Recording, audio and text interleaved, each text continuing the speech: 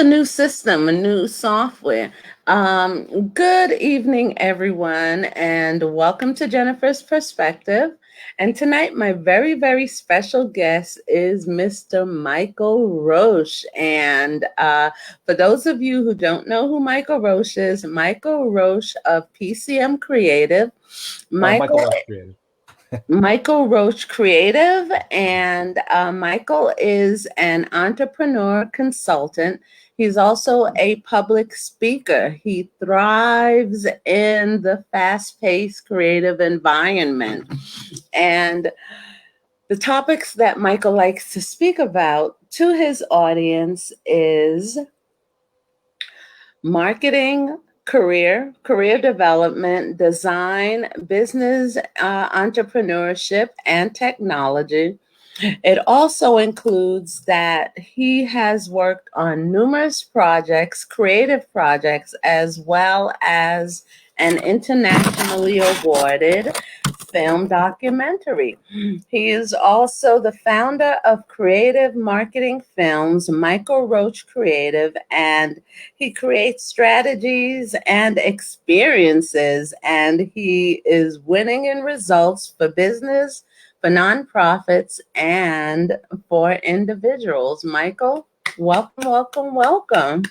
Thank you so much. It's a pleasure to be You're, here. you're welcome. You're welcome. Thank you so much for taking the time to be on Jennifer's Perspective. And can you just tell us a little bit about yourself? Sure, absolutely. So yeah, a little bit about me. I'm originally from New York City. Mm-hmm. Um, I started my career as a graphic designer. Really? hmm Okay. Yeah, in New York City. I was working for a lot of financial, uh, very corporate type of environments, Mm-hmm. like like Lower Manhattan, Wall Street area kind of places. And Mm-hmm. I enjoyed that kind of fast-paced environment, being a part Mm-hmm. of, um, communications departments and having to turn over work really fast, uh, Mm-hmm. but also having to deal with constraints, dealing with structure and dealing with guidelines and principles when creating, com- communications content. Mm-hmm. You know, Okay. um, so yeah, my career started out in design, but then I moved upstate New York, Mm-hmm. and like the Albany area, and then my Mm-hmm. career kind of transitioned into something a little bit more technical. Mm-hmm. Developed some skills in programming. Started working for the Research Foundation, State of New York, State Mm-hmm. University of New York. And so I was creating websites, writing code that would encrypt social security numbers and, confidential information. So dealing with a lot of databases. I worked for a software firm, and then my career transitioned a little bit more into the creative marketing field. And Okay. um, so I joined the American Marketing Association, became a member in Mm-hmm. 2013. AMA. Yeah, AMA. And around 2013 is when I started my marketing firm. And what I do is help businesses and nonprofits get customers in the door, customers on websites, and create some engagement, create some conversations that lead to sales. And can you tell me about the film career that you had? Sure, yeah, I can tell you a That little bit sounds about very that. exciting and Yeah, interesting. sure. So along the in that time of me beginning of my career up until now, I had the opportunity a few times to work on some documentaries that Mm-hmm. went, one of which went to the Toronto International Film Festival, Sundance. They were internationally recognized. Um, and what I was doing was not like I was very much behind the scenes. So Okay. recording sound, and that kind of comes from my background as a musician, Mm-hmm. recording sound, um, so that it could be placed into the film with Mm-hmm. visuals. So I was doing some of the behind the scenes of that, recording remotely. And this is this is, some time ago when folks had the ability to go in person to a studio and work in closed and confined spaces. Now that's not happening as much, Mm-hmm. right? But I was doing a lot of this recording remotely, putting together audio tracks, and sometimes writing small compositions so that it could be placed in documentaries and films. Okay, and right now, tell us a little bit about Michael Creatives and what's that? What type of business is that? I So like yeah, the website. It has a lot of information, a lot of classes, but for those who don't know what Michael Creative is or what Michael Creative is all about, can you just share with us? sure. So my firm, uh, what I do is it's a boutique digital marketing firm. Really? Yeah, it's boutique, meaning that it's very small. I don't have, hundreds of employees. Primarily, it's me, but Mm-hmm. depending on the project, when there's Mm-hmm. enough uh, of a budget with a particular client, they might Mm-hmm. want other people for me to build a team so I can work on their materials.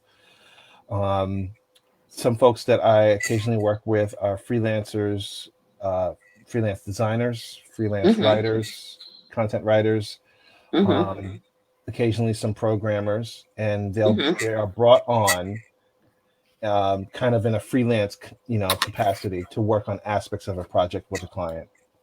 So Really?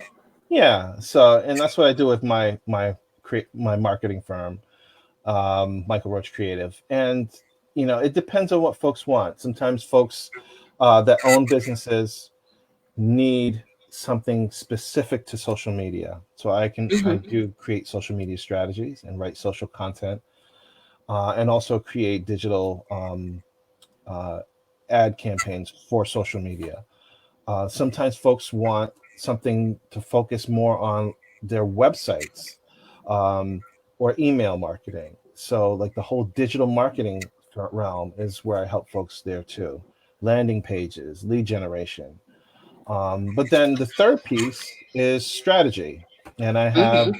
a series of strategy sessions that I do with folks and Mm-hmm. help them understand ways that they can generate revenue, launch a new product, look at the competition, understand where they could be more innovative in their business.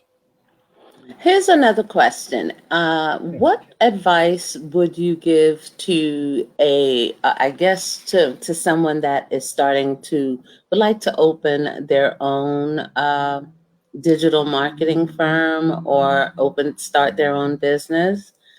And how do you recommend should they do like seed funding?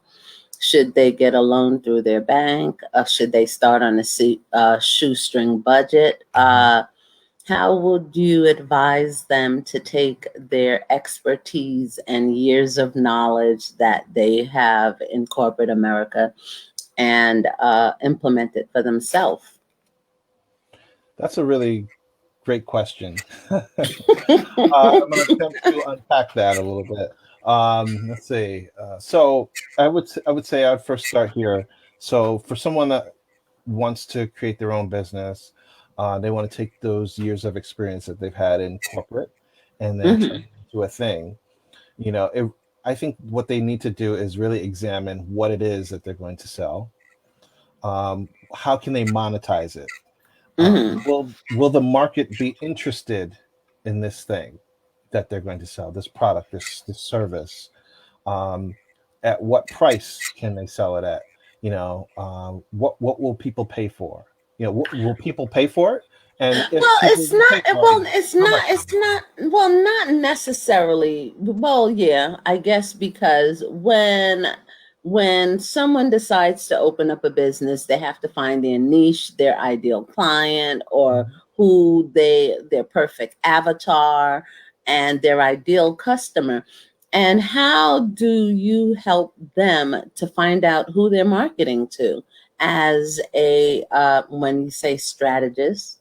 How do you help them to navigate their way through a sea of information. There's like a sea of information, Yeah. and the social media, it's the internet, it's a pandemic, and there's so much information coming to you as a, from all different avenues. How do you help them to navigate themselves, their business, and their company, and don't just like end up to get seen, get heard, and to be relevant to make money in their business?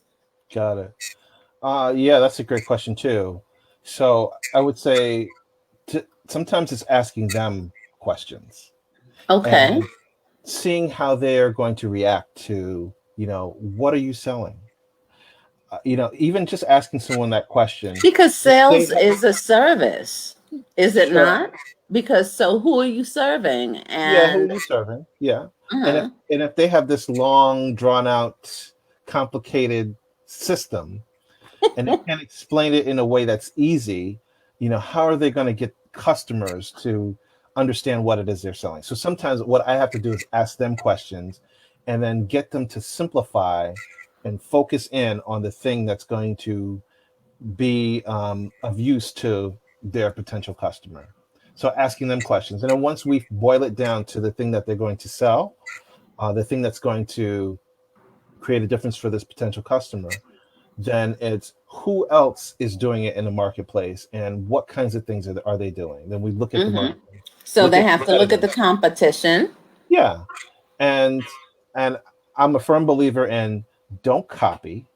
Uh, you can borrow, right? Some ideas, but then borrow those ideas and then put your spin on it. Make it unique, make it different. Because if you're going to just be like a lot of the other folks in the marketplace, how And am I that's going to? not authentic. It's No, not it's not original. How are you going to stand out? stand out. Yes.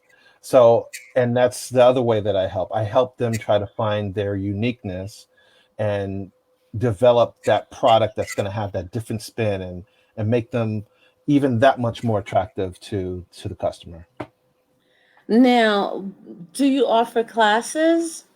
Because I noticed that when I was on your website that you have classes. What type of classes do you offer? Yes, that's a great question. So I do offer training to clients because sometimes I'm brought in to work with folks over a long period of time.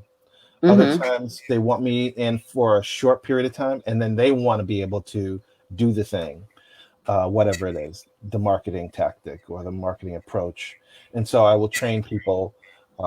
I've done it face to face, but I also do it virtually, and then show people how to change aspects of their website, how to write blog content that is going to, get customers to do something. So I do offer training sessions that are very comprehensive, but then also very narrow and focused on a specific thing. Everything from coding to marketing, digital marketing, design, social media. I really tailor it to what that client needs and what it is that they want to do in the business so that they can be more successful. When it comes to coding, is there like you can start coding at what, any age, or because I spoke to a really nice young lady the other day, Yeah. and believe it or not, she started coding at the age of 8, and Mhm. she has a really wonderful company. How do you recommend for adults that are either do they have to have some sort of either technical experience, computer experience to take one of your classes? Oh, not at all. Not at all. I love to work with folks that come from a variety of different backgrounds, um, from younger folks to people that are a little bit more senior. Mm-hmm. I've trained folks who were literally teenagers in some of the classes I've taught. People that were way into their 80s and that had started businesses. So Wow. yeah, or people that just wanted to know, like, how do I go about helping my family member in their business. So person doesn't necessarily need to be technologically savvy. Mm-hmm. we can do a lot of what they need to learn in steps. It helps if they have some familiarity with the computer, Mm-hmm. if they know a little bit about a PC or a Mac, Mm-hmm. and we just go bit by bit. Mm-hmm. I'll give you a quick example. I was teaching a class recently on graphic design, and we're talking about Adobe Photoshop and Adobe InDesign. And that program, you can use it on the PC and the Mac. And some people might struggle with trying to navigate where the files are on their system if they're using a PC or versus using a Mac. But once you understand the principles of what the program does, Mm-hmm. then you can really start creating. It's just a matter of locating where those files are in the system. So Okay. we just need to do it bit by bit. We don't need to like figure out the entire universe in one setting. We just need to do a little baby steps along the way. Okay. And what other resources do you provide? Sometimes clients need or are interested in having like another pair of eyes on what they're doing, or they want to talk things through, or they have a question like, Michael, uh, I just got approached by this magazine and they have an advertising program. Is this something I should do? Is this something I should Mm-hmm. spend money on? Mm-hmm. Um, I just got, or another one is, I just got a Facebook ad credit or a Google ad credit. Should I take advantage of this for my business? Um, and so sometimes I get those questions, and I have something for those folks. We do like an Ask Me Anything kind of session where folks book my time for a month, and they have 2 hours, and we can break up the time, usually like an hour one week and an hour another week, and they can For ask me Q any and A? marketing question. Yeah, For absolutely. for Q&A? Yeah. And it's a great way to just kind of keep it free form, like a Mm-hmm. free form conversation, but very specific on their questions, so that they're not searching up articles on Google trying to find the answer to what they're looking for. They can actually talk to someone who has the background, has experience in doing it. Chances are I've probably have done it for a client. Um, so I can actually speak to the experience of, you know, this is probably a good idea, but then also learning about their business, determine whether or not it's something that they need to, that's something that's going to be worthwhile for them.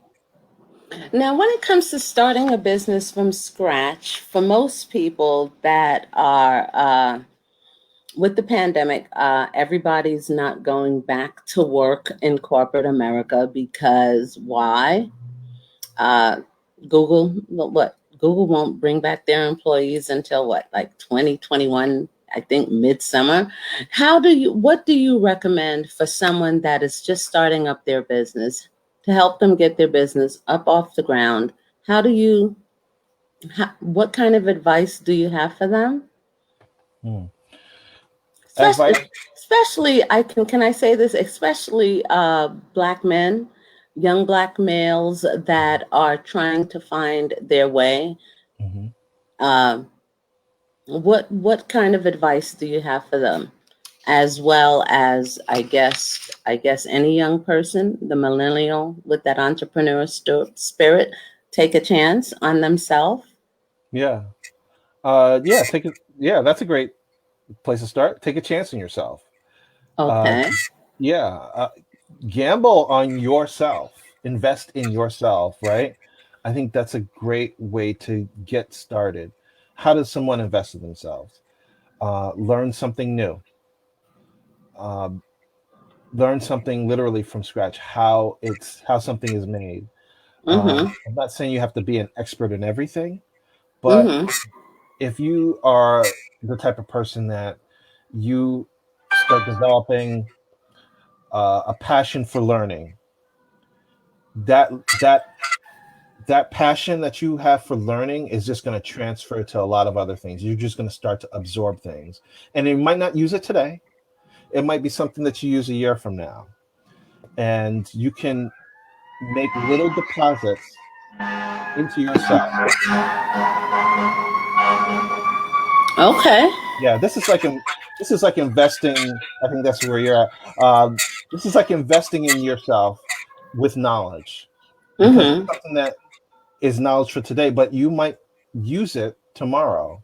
You might use it somebody else. It might be useful to someone else. So invest in yourself and develop this passion for learning. And then also, you really have to develop this feeling of experimentation. Uh, no one knows the best ingredients or the right ingredients for a particular business. Even with the best practices that are out there, you Mm-hmm. really have to go and try it for yourself. You have to see, with all the pieces of advice that are out there, you have to see what works specifically for your business. Because even the best examples out there, they won't always line up specifically with your situation. There are certain businesses that have a certain type of holiday season, or certain off season, in fact, or certain Mm-hmm. sales patterns. So I would take time to look at some of those kinds of things. But you also do have to believe in yourself, and not just saying, "Well, I can do it," but really believing in yourself. You have to be your biggest cheerleader, and because no one is going to be that cheerleader for you. Your family can support you and motivate you, but that motivation has to come from within. Okay.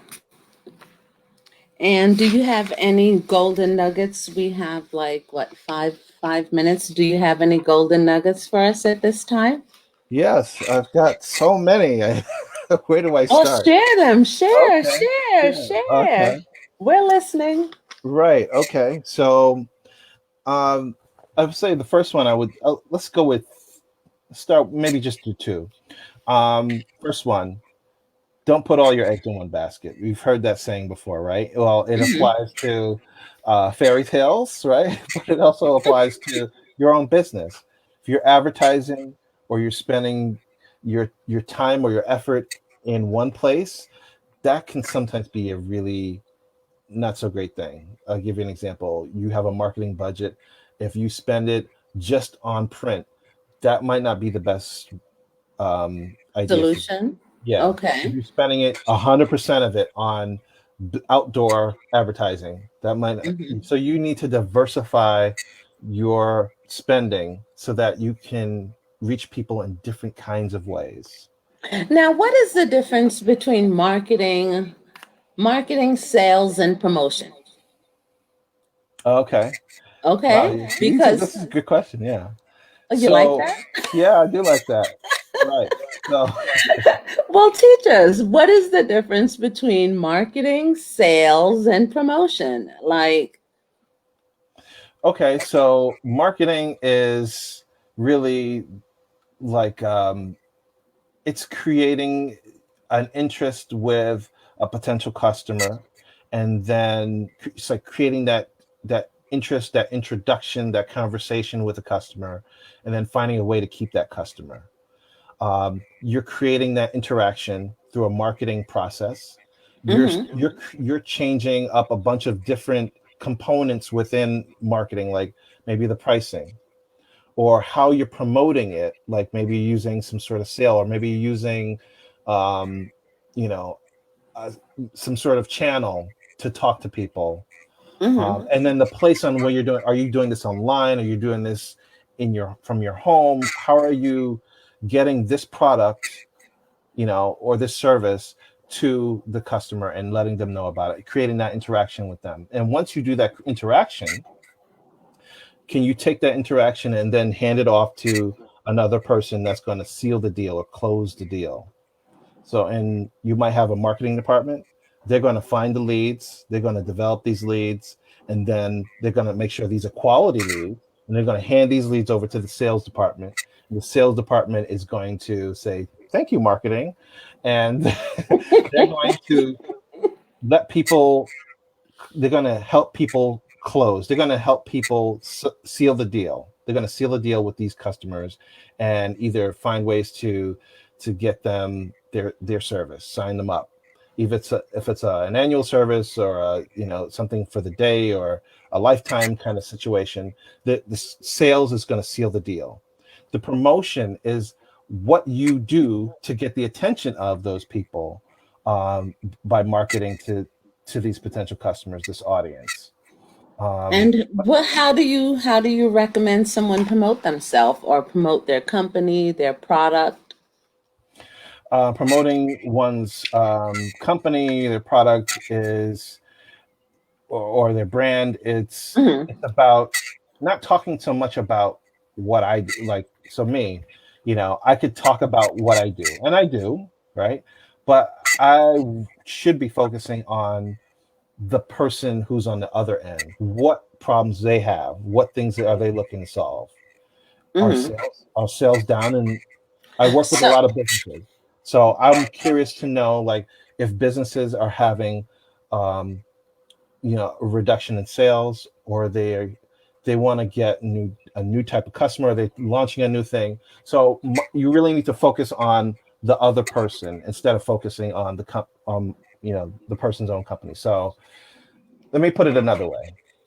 So to I'm market listening. to market yourself, you really need to focus on the other person's pain, the customer's pain. Now, this is where I get like conflicting information because some people, majority of people say, focus on their pain point, wherever they're feeling the pain, focus on that pain point. And then you have others will tell you to lead with your heart. Like, is there any way that you can incorporate the two? Like to lead with your heart, but be solution oriented? Yeah, it's a mix of both. It's a mix of art and science. You Okay. you need to be Science and factual. medicine. Yeah, you need to be factual, but then you also need to be emotional.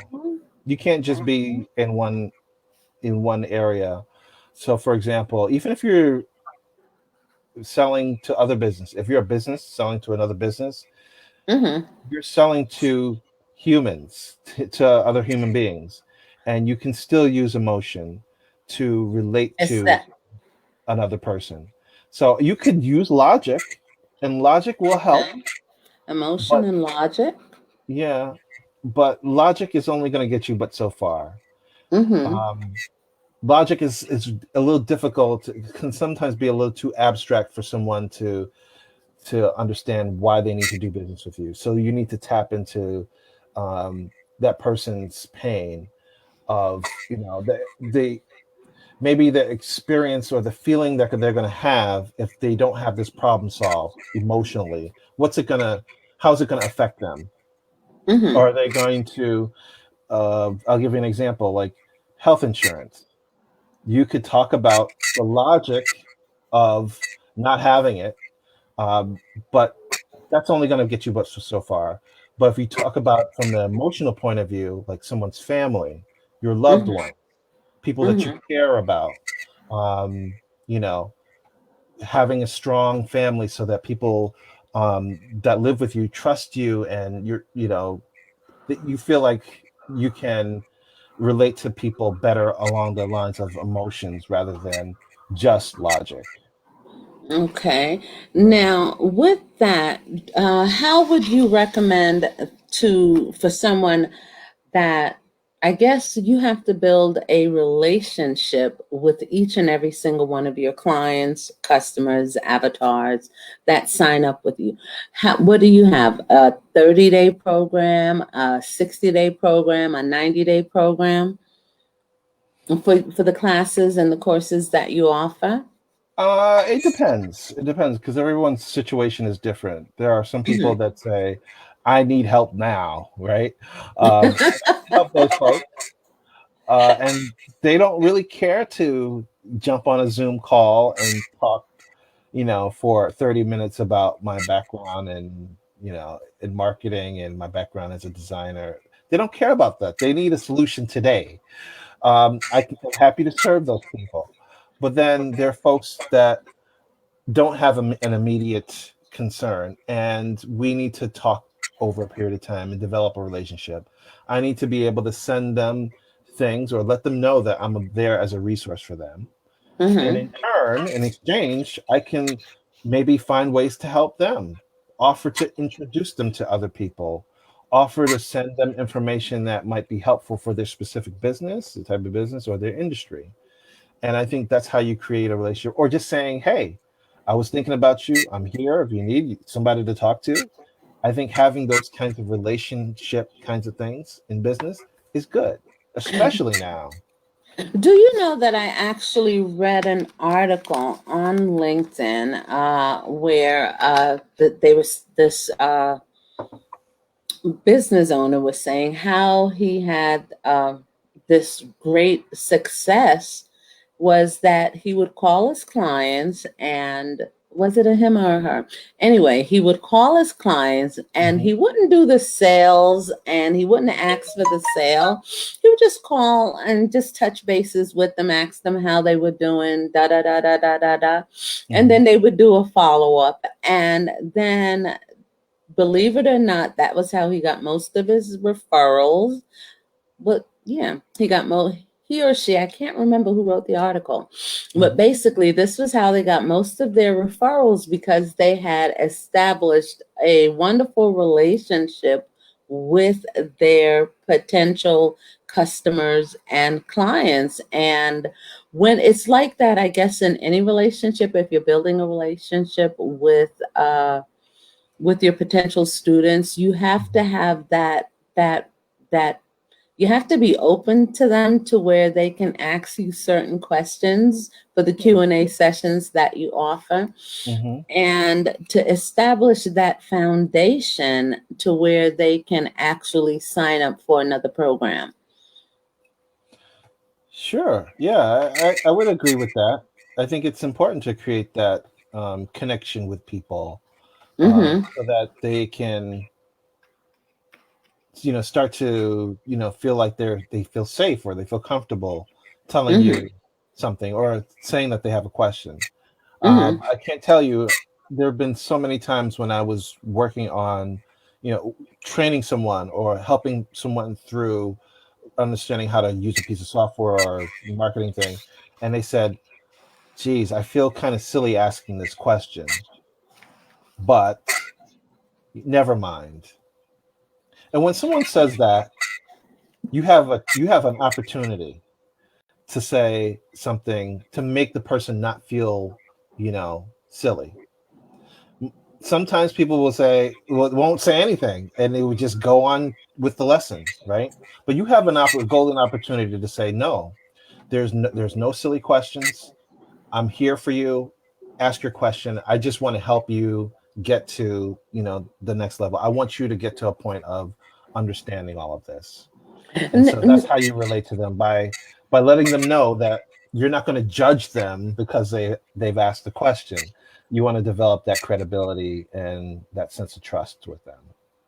Here's another question. When it comes to certain CRM, are you familiar with that?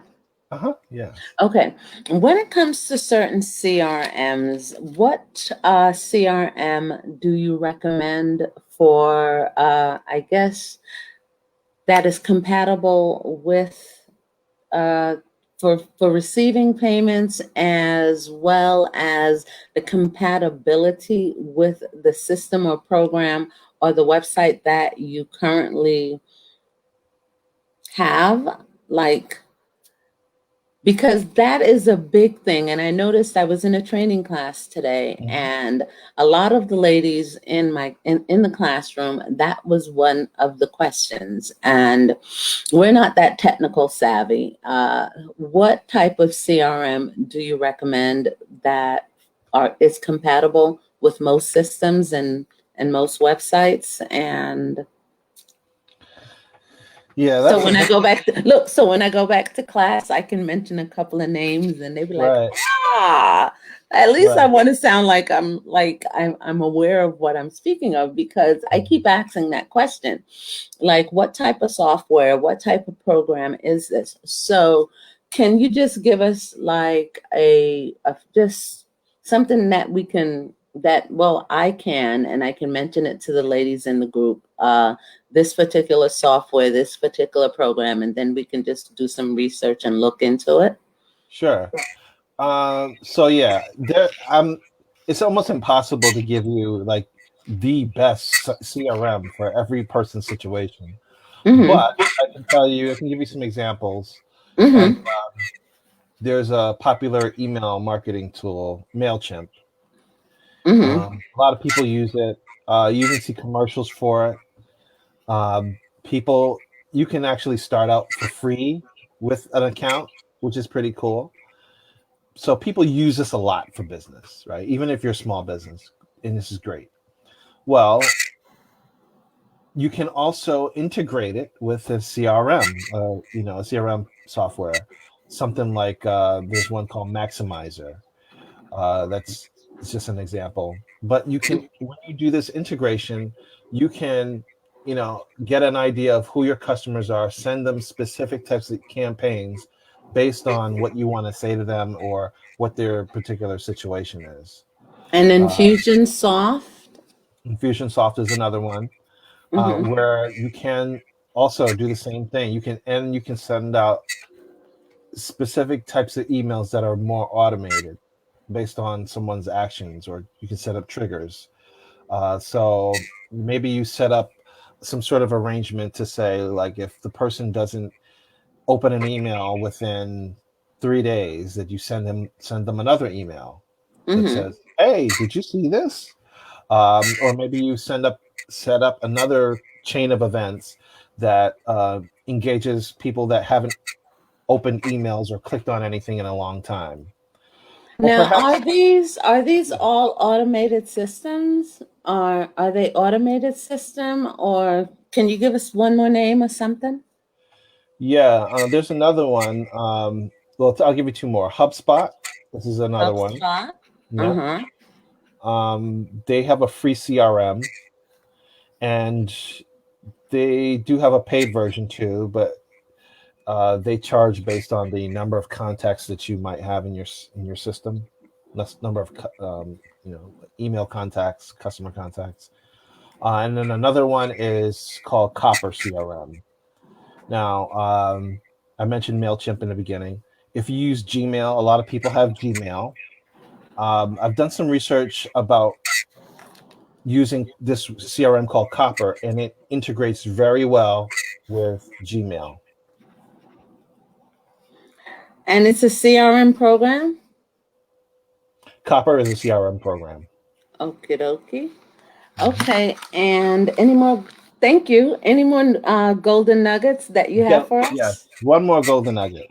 So the first one was don't put all of your eggs in one basket. If you're, marketing and you're advertising to folks, don't put all of your spend in one area. And then the next piece of advice I would say, or golden nugget, is to get familiar, if possible, with social media. Really? Yeah, Become uh, familiar with social media. yeah. Even, do you recommend that for, say, people over 40 or 50, even like my mom's age or something like that? You recommend that they do social media? Well, if you're opening a business, if you have a business, I think you should Well, become familiar with social. And I think it's, in general, it's everything in moderation. There are some people that will use social media and they will do it 18 hours of the day. I wouldn't say that's that's probably not a no, good. the Yeah, reason but why I yeah. ask is because in my sales class, there Mhm. are women that are older women, and they're learning how to do sales, marketing, Mhm. and promotion and stuff like that. And I'm Yep. saying, do you recommend that they become familiar with what? Facebook, Instagram, LinkedIn, that they familiarize their self with that, because this is what, the digital marketing age and or era? Yeah, I think it's a good idea to get familiar with the different platforms that are out there. Mm-hmm. I'm not saying get on every single platform. I'm Mm-hmm. saying if your customers are there, you should be there. You should think about finding a way to be there. And be a part of the conversation. If if depending on your business, if it makes sense, if you see your customers on Twitter, you need to probably be on Twitter, and you should learn it, like what to say and how to say it. Do you use hashtags or not? How many hashtags do you usually do? Do you use video? How much But video? what is the purpose of that? What is the purpose of hashtags? Like people like no for real. You have some people like they have hashtag, and then but what is the purpose? Why is it necessary? Is it essential? Is it a must have, or is it It is. just It it is. It is. is? Yeah. Really? You don't have to have it, but when you use it and use it correctly, it can add another dimension to what you are posting. Hashtags in general, they make it easy for you to discover people if you want to find people that are talking about a specific topic, but they also make the content that you post discoverable. So, Really? yeah. So if I'm a marketing firm, right? So I might want to post social media posts that have the hashtag marketing. If I Mm-hmm. sell to small businesses, and small businesses they're talking about small business topics, they might use this hashtag small business, or hashtag support small business, or hashtag small business Saturday. Um, and It makes there's a whole theory on which hashtags to use and how to use them as categories. I even have a tool for it. Um, but in general, hashtags allow you to discover folks, to discover mhm. people, but they also allow you to, as a business, to be discovered. Awesome, awesome. And I think I've used up all my time, but Michael, so oh my gosh, thank you. Sure thing. Thank you very much for the information. Sure. And if they would like to get in contact with you, do you have any current books or any workshops that they can take at this current time? Do you have any promotions or holiday sales? It's the holidays and this is October, Black Friday's coming up. Do you have any promotions that you're offering at this time? Yes, I do. I always, I always have and I can send you a promo code if you like. But yeah, I always have, my website is michaelroachcreative.com. On the website, I have a number of courses that are available that people can see.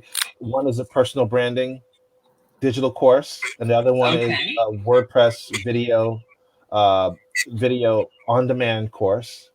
Mm-hmm. um, I can create a specific code that says Jennifer, and your listeners, the people that are on your podcast, can get a special discount uh, if they use this. Awesome. Yeah. But yeah, personal branding course. If I'm an Mm-hmm. individual, I need to know how to promote myself as a brand. Maybe I don't Mm-hmm. have a company, but I want to get myself out there. They would take my course. If someone has a website and they are interested in using WordPress and doesn't know where to begin, Mm-hmm. they would take my WordPress course. And then people can also get in touch with me if they want one-on-one virtual trainings as well. One-on-one classes and personal branding and WordPress. Mhm. Nice. This is WordPress. I like WordPress. And I think that would do it. Okay, And on that note, let's see. Thank you so much. What, sure. Michael, give us the link. Do you have any books at this time? Have you written any books at this moment? You Uh, have? I have created a book. It's a book on photography, but I don't think the users might be interested in that. And then, in fact, it's only available. It's in print. It's not a digital version yet. But I do have. I don't have a book on the market right now. But Okay. folks can go to my resource library on my website at michaelroachcreative.com and download a number of helpful resources that will help get your business, help you organize the content that you're creating for your business. And where can they connect with you? People can connect with me on Facebook at Michael Roach Creative, on Instagram at Michael Roach Creative, uh, on my website, of course, but also on LinkedIn. Just search for Michael Roach PCM. The PCM stands for Professional Certified Marketer, and you can find me there as well. I love to connect with folks on LinkedIn. Okay, then. And on that note, thank you, Michael. Sure, thank you. Thank you very much. And touch bases with me. Okay? Okay. I'll send you a copy of this. Okay, perfect. Thank you so much. It was a pleasure. You're welcome, Michael. Thank you. Thank you. Bye-bye.